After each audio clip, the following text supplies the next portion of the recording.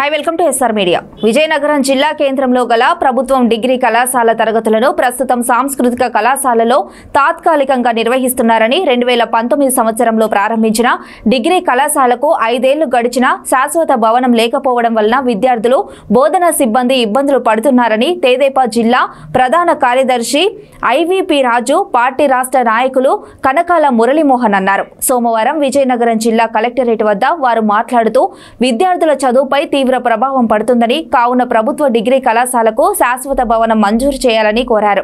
అనంతరం విజయనగరం నియోజకవర్గ పార్టీ నాయకులు జిల్లా కలెక్టర్ కి ప్రజాస్వామ్యాల పరిష్కార వేదికలో వినతి పత్రం అందించారు.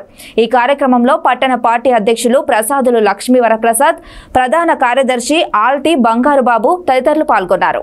జిల్లా కేంద్రమైన విజయనగరంలో 2019లో డిగ్రీ కళాశాల ప్రారంభించడం జరిగింది.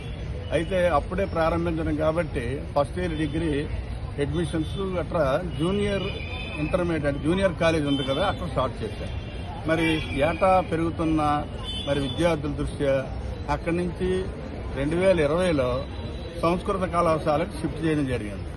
ఈ 3 ఏళ్ల నుంచి కూడా సంస్కృత కళాశాలలోనే ఒక పక్క సంస్కృత కళాశాల, ఒక పక్క డిగ్రీ కళాశాల రెండు కోయిన్సైడ్ అవ్వవు కాబట్టి షిఫ్ట్ల పద్ధతిలో ఒక పక్క ప్రిన్సిపాల్కి రూములు లేవు, లెక్చరర్స్కి రూములు లేవు, పిల్లలకేమో తరగతి గదులు శాలన్నీ లేవు. కానీ దగ్గర 4 ఏళ్లు దాటికి 5 ఏళ్లు అయిపోతుంది. 2019లో స్టార్ట్ అయ్యి ఇవాళ కూడా శాశ్వత భవనం లేకపోవడం అనేది చాలా విచారకరం. అందులో మన జిల్లా అతనే విద్యాశాఖ మంత్రి అయ్యుండి కూడా లేకపోవడం కొంచెం బాధాకరం.